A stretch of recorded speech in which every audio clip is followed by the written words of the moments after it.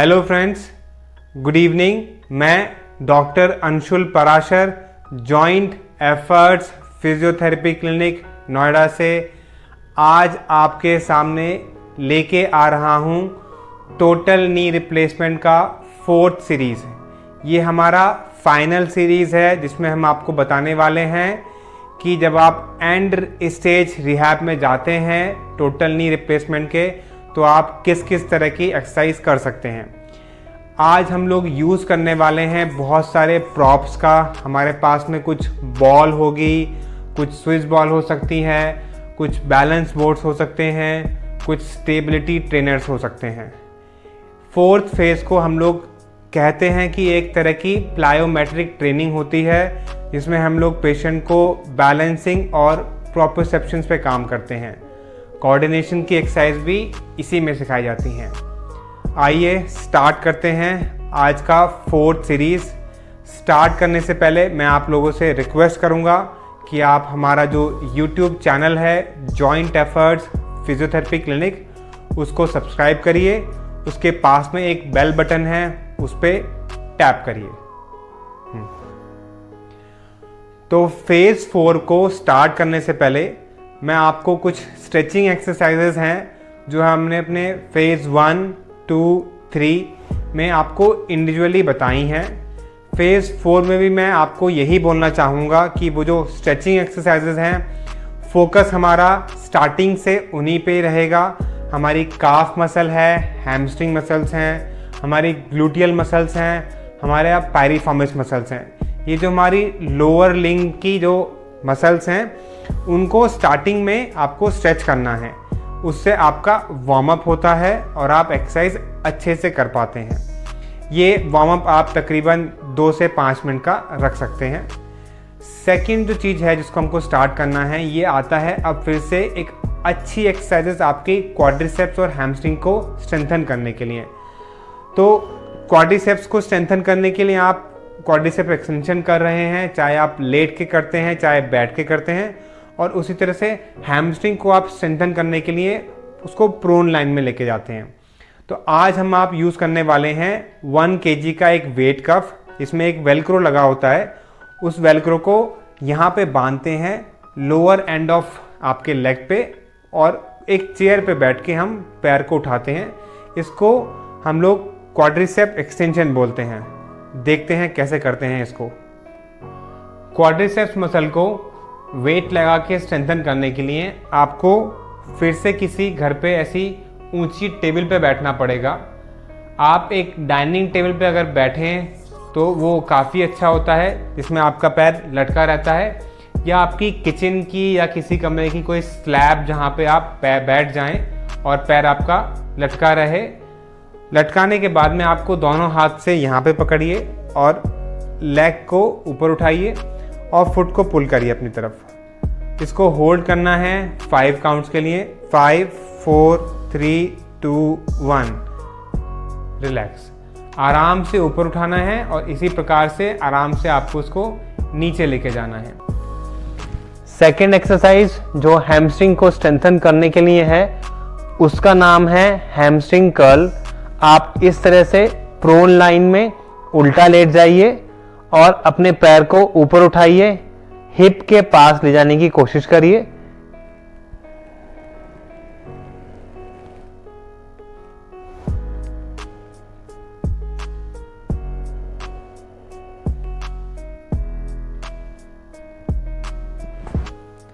Fourth phase में हम लोग एक्सरसाइज के लिए एक जिम बॉल का भी यूज़ कर सकते हैं। जिम बॉल से आज मैं बताऊंगा कि हैमस्ट्रिंग पर्टिकुलरली उस मसल को स्ट्रेंथन करने के लिए कौन सी एक्सरसाइज हो सकती है।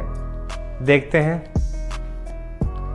इमेजिन करिए कि आपका लेफ़्ट नी की सर्जरी हुई है, तो इस केस में आप अपने लेफ़्ट नी को बॉल के ऊपर रखेंगे। राइट वाला लेग आपका 90-90 पोजीशन में रहेगा। इसको आपको हवा में होल्ड करना है। फिर आप लेफ़्ट नी से बॉल को रोल करते हुए आगे लेके आएंगे और बाहर लेके जाएंगे। इसको रोल करते हुए अपने बॉडी के पास लेके आएंगे और दूर लेके जाएंगे। यही एक्सरसाइज आप अपने दूसरे पैर के साथ भी कर सकते हैं। फोर्थ फेज में नेक्स्ट एक्सरसाइज जो होती है उसका नाम है कुछ रजिस्टिव एक्सरसाइजेस स्टैंडिंग पोजीशन में आपके हिप फ्लेक्सर्स के लिए, एक्सटेंसर्स के लिए, अबडक्टर मसल्स के लिए और अडक्टर मसल्स के लिए। यहाँ स्टैंडिंग पोजीशन में मैंने लोअर लेग में एक वेट कफ लगाया है। आज मैं इनिशियल जब कर रहा हूँ ये फोर्थ फेज, तो 1 kg का वेट कफ यूज़ कर रहा हूँ। आप धीरे धीरे लेट्स सपोज कि हर 10 दिन बाद थोड़ा वज़न बढ़ा सकते हैं।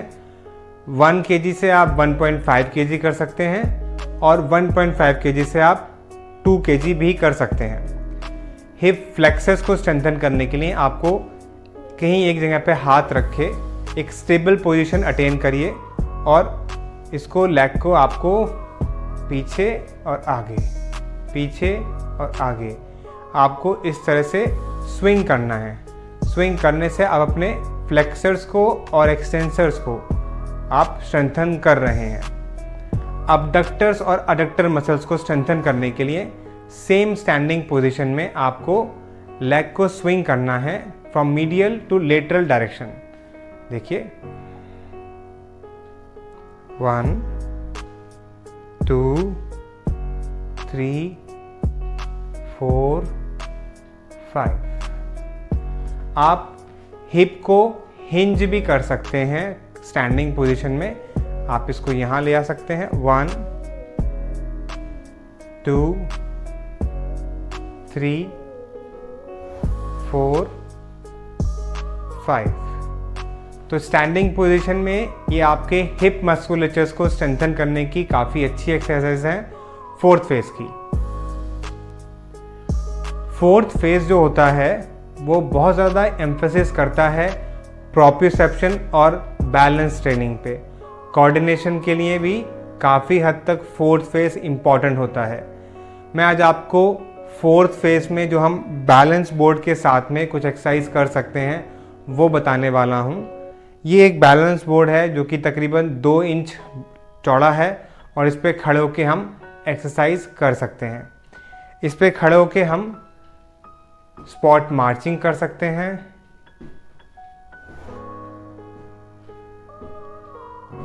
जब भी आप बैलेंस बोर्ड पे इस्तेमाल कर रहे हैं तो आपको इतना ध्यान रखना है कि आपके पीछे कोई होना चाहिए इनिशियली जब आप कोई एक्सरसाइज कर रहे हैं। ऐसा ना हो कि शुरुआत में ये बैलेंस आप लूज़ कर जाएं और आप पीछे की तरफ फॉल करें। तो अपने आसपास में कुछ ऐसा रखिए ताकि अब अगर आप गिरें तो उसको पकड़ पाएँ, या फिर पीछे की तरफ किसी को बोलिए अपने घर में, परिवार में कि कोई खड़ा रहे। सेकेंड एक्सरसाइज जो बैलेंस बोर्ड के ऊपर हो सकती है उसका नाम है सिंगल लेग स्टैंड।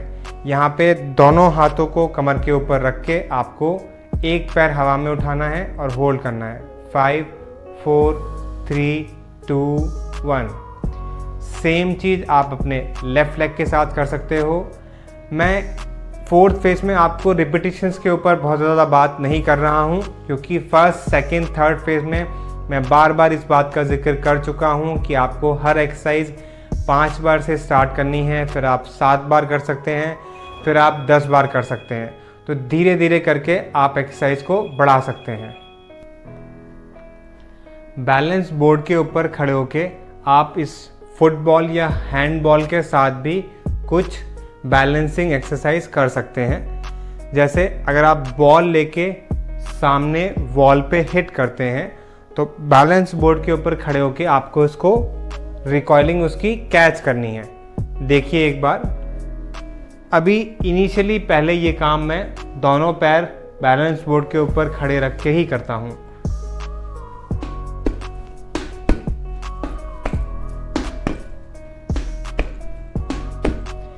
इसका प्रोग्रेशन ये होता है कि आप बैलेंस बोर्ड के ऊपर सिंगल लेग स्टैंड मतलब एक पैर को हवा में रख के भी ये काम कर सकते हैं।